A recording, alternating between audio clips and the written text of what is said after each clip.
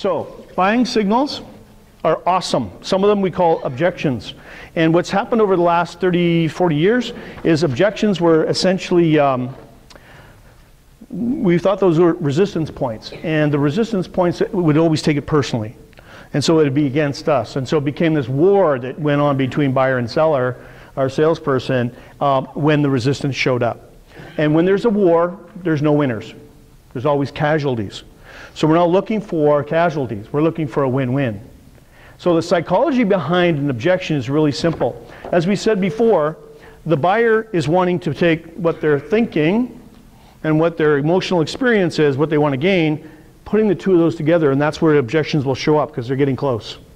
If there's no objection, bigger problem. That means they're not interested, or you haven't outlined the gap sufficiently for them to actually move forward. Make sense?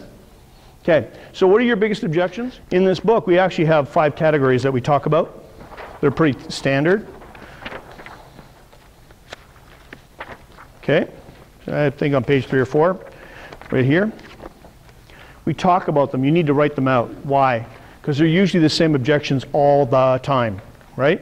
Money, time, emotional support. I need to talk to my boss, I need to talk to my right-hand person. I need to make sure it's good for the floor. Delay, well, we just need to think about it. You guys ever get that one? Right room. And desire, nah, I'm not sure if that's what I want to go through. Could be too much resistance to change, right? So you've got 5 different styles of objections coming in. Your job is to be an expert at them. So I want you to turn around and take your pen and just write this on the column somewhere. If I was to take the top 3 objections in each one of those categories, the ones you get every single day, and if we were to take a poll and get all the right objections, and I was to turn around and do a test with you where I asked the objection and you had to answer it in a way that was compelling for me to take your offer, out of those 15 different objections, what percentage could you nail?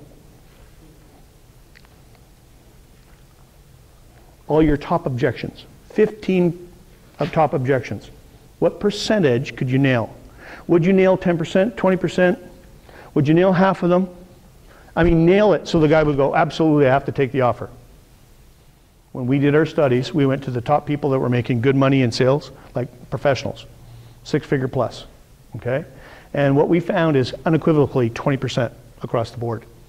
Now, the interesting thing about sales objections is this, is the average salesperson has the ability to only answer 2.1 objections. 2.1. The average buyer buys at 60% of the time, they buy after 4 objections. Right? And the rest buy after that. So you need to be able to handle whatever comes your way in an effective way. Effective. And what we find is that it's not whether you say the most brilliant thing in the world, it's about your confidence in saying something. Because if you say something, right, you know, you had your type A personality, I mean, he's throwing stuff at you, and he's waiting to see if you shake, right? And if you just kind of have that little, you know, split second where you go like this and you weren't ready for it, that tells them that you're not somebody they want to work with. It's your confidence that makes the deal. So my recommendation is, one, as a company that you write down, or individual, you write down all your top objections. And you know them off by heart. And you practice a reply.